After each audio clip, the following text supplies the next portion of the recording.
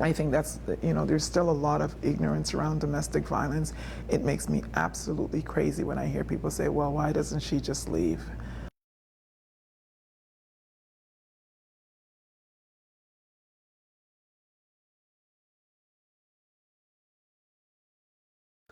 So sometimes I think we think in community and the people that I have opportunity to talk to think that it should be like a McDonald's drive-through.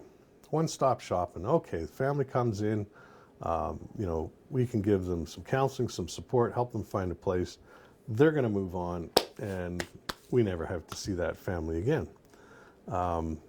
That's as crazy as saying that I'm going to have one fight with my wife tonight. We're going to say something that really hurts each other, and we're going to wash our hands of each other and walk away.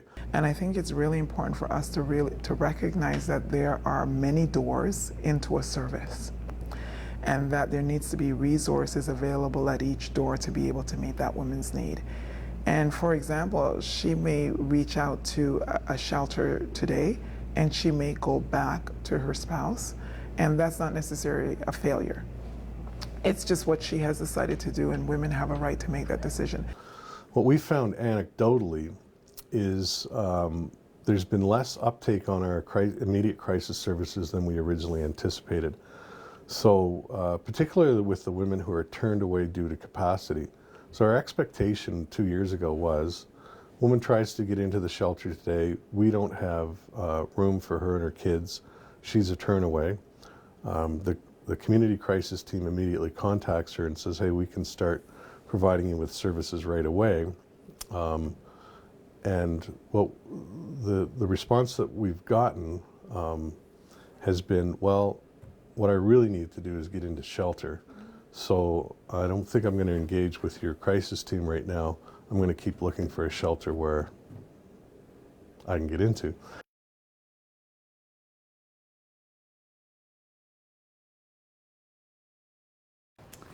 As we know from statistics, it takes at least a dozen times to leave a relationship.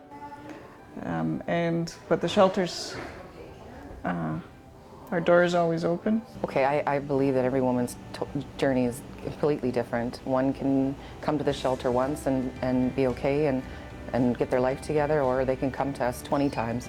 I think the biggest thing is that we're there for them, no matter what, and we continue to be there for them throughout this whole journey. Sometimes we're very concerned about the destination, right? She goes to a shelter, then she goes out and she's on her way. And I think that we have to recognize that it's not that linear. It's just not that linear. And think not in a linear framework that it's from here to there, but recognizing that there's many entry points and many exit points. We have women who try to get in shelter on a particular day, and due to capacity are turned away from our shelter. They will try other shelters in the area and may be turned away from 2 or 3 other shelters in their region.